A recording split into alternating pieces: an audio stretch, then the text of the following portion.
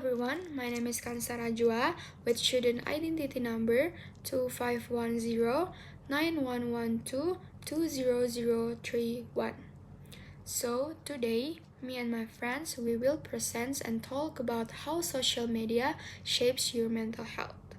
As we know, human brains have an enormous storage capacity. Scientists estimate that our brain can hold around 2.5 petabytes of information. That's like remembering 3 million hours of TV shows and still having space left. Crazy, right? And biologically, the human brain loves information. Without stipulation, the brain gets restless, or worse, it becomes dull and inactive. Social media has amplified the instinct dramatically. With just a few taps, we get a constant stream of updates such as catastrophic news, celebrity drama, live highlights from friends, cafe recommendations, what to eat, where to go, and sometimes even how we should feel about something. Our brain is always in receiving mode, collecting new information non-stop. But here where it gets tricky. Every time the brain receives new information, it registers that moment as a tiny accomplishment or a dopamine hit, and the more dopamine it gets, the more it craves. This is the same reason some people can binge TV news or read new papers every morning. The brain loves information. The difference is that TV news or newspaper require time and effort. Social media doesn't. It can deliver dozens of updates in seconds. That's what makes the brain more dependent, even addicted to this rapid flow of stimulation. This is the root of the modern trend we call FOMO, or fear of missing out. And sure, social media has become an essential part of our daily lives, but constantly feeding our brain information without letting it process anything creates overload. It overwhelms our neural receptors, overstimulates our dopamine system, and eventually fries our ability to focus. Instead of understanding information, we start getting addicted to the feeling of receiving it. Hello everyone, my name is Aisyah Nathifa Farhana, NIM 2511911220066. You know, one of the biggest reasons many people today feel insecure about themselves is social media. Every time you scroll, you mostly see highlight reels. People post their best angles, happiest moment, their happiest life, their vacation, and everything that looks perfect on a screen. But what we often forget is that social media is not a real life. Is it a carefully curated version of it? Research supports this. In one study, researchers Chow and H found that people who use Facebook tend to believe others are happier and having better life than they are, simply because they compare their real life to others' online highlight style posts. Other research show that social comparison on social media is linked with lower self-esteem and negative feelings. Browsing others' idealized posts can increase upward social comparison, which is associated with lower well-being and emotion like envy and dissatisfaction. Many people rarely post their bad day, like their struggle, their failure, and their worries. It creates the illusion that everyone else is always happy and always successful. When you compare your real life with all its ups and downs to another person's edited highlight, it's not a fair comparison. The more we remember that social media often show their best moment, their best life, not the whole picture, the less power it has to make us feel small or inadequate. Your journey is real, your growth is real, and it's okay if it doesn't look perfect on the screen. Maybe that's all. Thank you. Hello, my name is Christopher Elmo with the number of 25109113100042. Now that we've talked about dopamine hits from social media, let's dive deeper into how dopamine actually works and why it affects our behavior so strongly.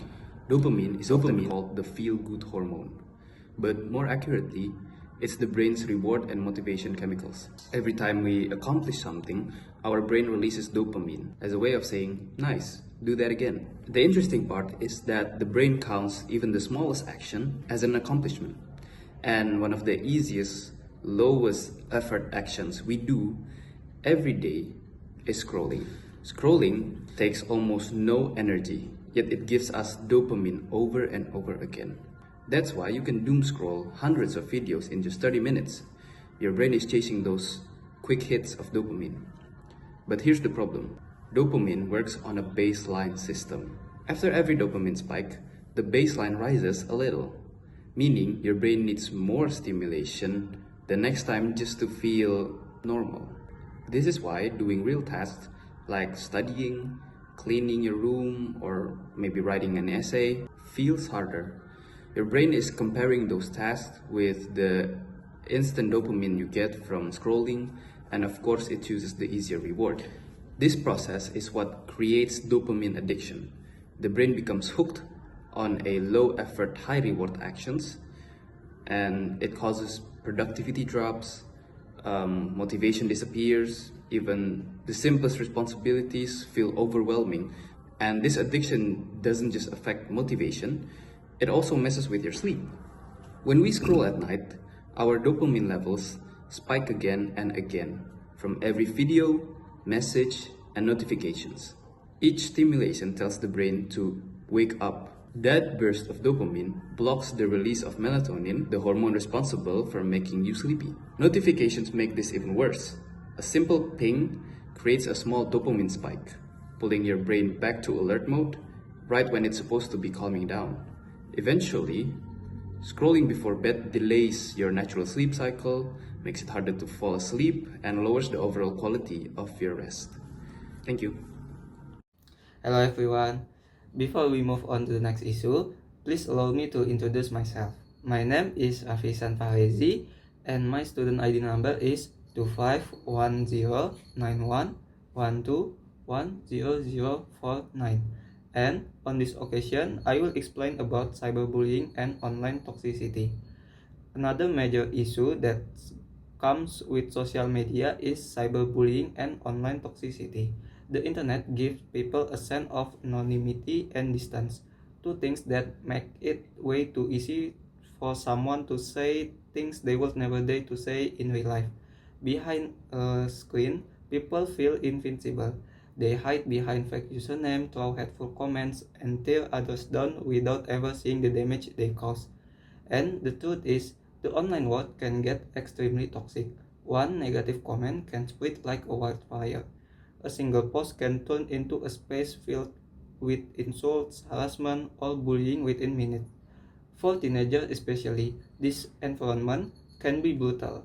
Their self-esteem is still developing, and constant exposure to negativity can hit them harder than most people realize. The mental impact of cyberbullying is serious. Repeated exposure to hate comments or online harassment can lead to emotional exhaustion, isolation, and even depression. You start doubting yourself, questioning your worth, and feeling like the world is constantly judging you. And because everything happens online, it feels inescapable. Your phone, your notification, your feed, everything becomes a reminder of the negativity. Online toxicity doesn't just hurt someone's feeling, it chips away at their mental health, their confidence, and sometimes even their sense of safety. And the worst part is, most of the time, of people doing the bullying don't realize the weight of their worth because from behind a screen. Pain feels abstract, but for the person receiving it, it's real, it's personal, and it can be deeply damaging. That is all I would like to convey. Thank you for your attention. Hello everyone, let me introduce myself. My name is Muhammad Akmal Taqiyuddin with number 25911210068. So, what the solution for the problem? For me, One of the most effective solutions to reduce the negative impact of social media on mental health is practice mindful use. This means we don't need completely abandon social media, since it has become an integral part of modern life, or our life now, but rather regain control over how and when we use it. Concrete steps include implementing a digital detox by setting a device-free time and zones, such as in the bedroom or during meal, to give our mind space to rest from constant digital stimulation. In addition, it's essential to curate the content we consume. If certain accounts make you feel anxious, envious, or inadequate, don't hesitate unfollow or mute them. Instead, choose accounts that inspire, inform, or bring authentic joy. Remember, social media should be a tool to strengthen real-life connection, not replace them. Use messaging or video calls to foster meaningful communication with friends or family, rather than endlessly scrolling without a purpose. Ultimately, the key message is simple. Don't let apps control your attention and emotions. You are you are in charge of your time. Prioritize presence, authenticity, and real relationship, because that's where true mental well-being is built. So that is all from our my friend is Khansa, Nathifa, Rafi, and Elmo, and I, Akmal, from group 18. Thank you for your attention. Wassalamualaikum warahmatullahi wabarakatuh. Bye bye.